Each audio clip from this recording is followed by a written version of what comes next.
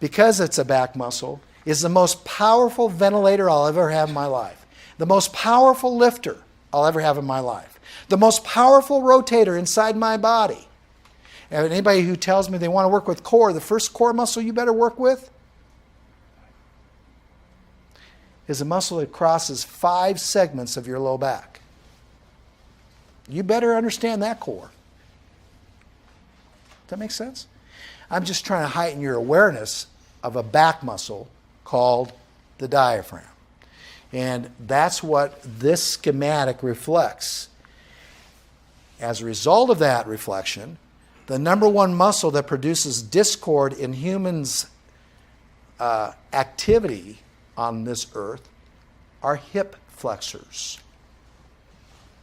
The myokinematic course is a great course to take to learn how to inhibit hip flexors with hip extensors.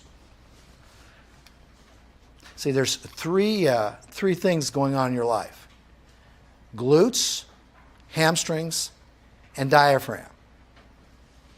Or glutes, hamstrings, and abs that keep your diaphragm in the right position. Those things get dropped off pretty quick with hip flexors and back extensors and pullers.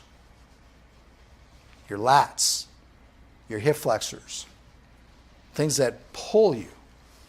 We need to be what in life? Pushers. Push everything you can. Not bad drugs, but push everything you can.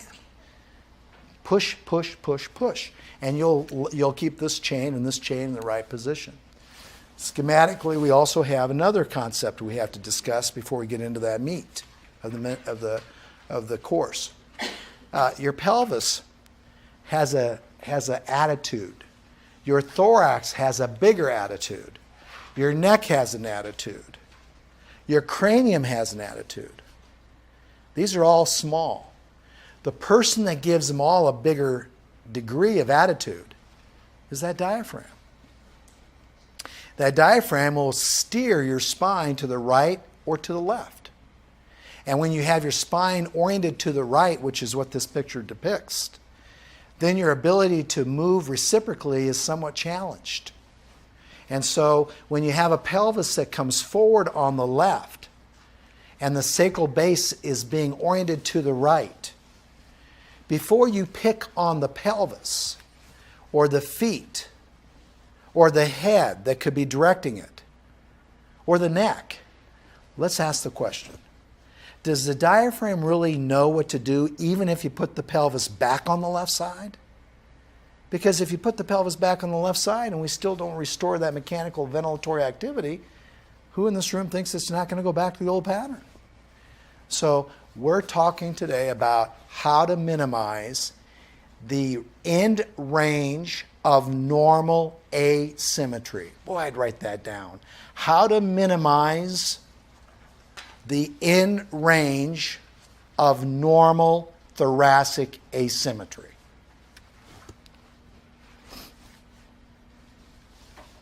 And that's a preface to this course. Everybody got that down?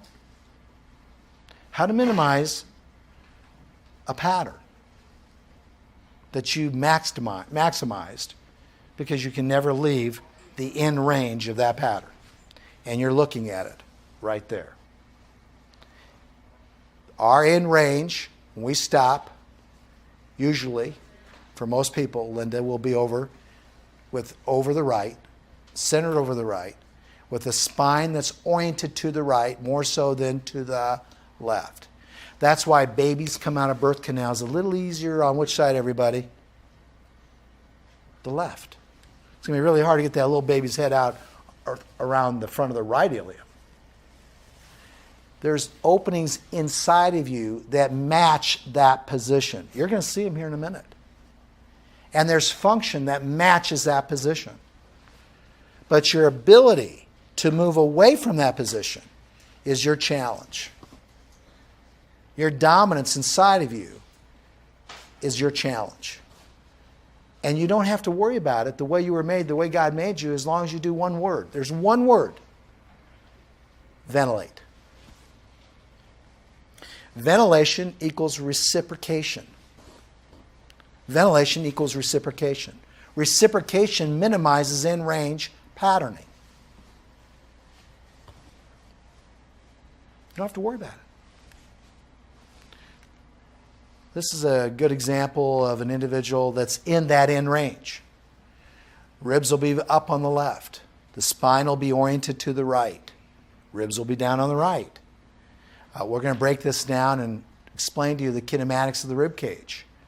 We'll take the appendages off. I always ask everybody, Mike, take them off. Cut them off.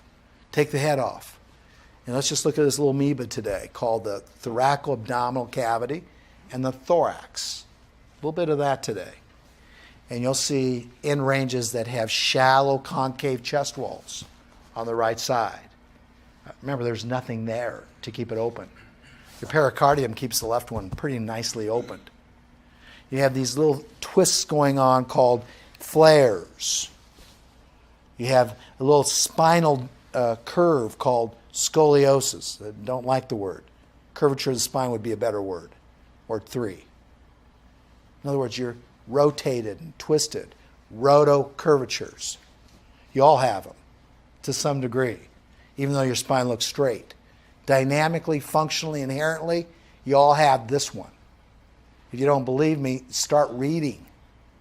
And you'll understand. Just pick up a scoliosis textbook and you'll understand a right rib hump, which you all have to some degree, because you're human. Does that make sense? You can't avoid it to some degree. So that's a nice picture of that pattern. A new word on the block before we get in there is called ZOA. ZOA. It's a word. It's actually three letters. But you want to really get this down. It's not a club. It's not a fad. It's not a band group. It's a concept. We all have a zone of apposition between the top of that diaphragm and the bottom of the thorax. You have this belt around you. You have an inherent lift belt. You have a leather strap going around you that keeps you in a position during maximal inspiration so that you don't flip the diaphragm. So your concavity and convexity is maintained regardless of how much you twist when you inspire or expire. So it's called the zone of apposition, and we have lots of references, and we're going to be going over this particular concept a lot the next 2 days. So I'm just introducing it to you now. Just so when I happen to slip and I say your ZOA, you now understand kind of what area I'm talking about and what it looks like on a schematic view from a frontal plane, from a sagittal plane perspective. If I cut you right in half, you've got this zone of apposition. And you really have, it's not just clean, it's just not a nice line. It's a complex situation because it's all oblique. I'm just giving you a schematic drawing of it from the side. The one thing you should recognize is there's always optimal and suboptimal performance of these muscles.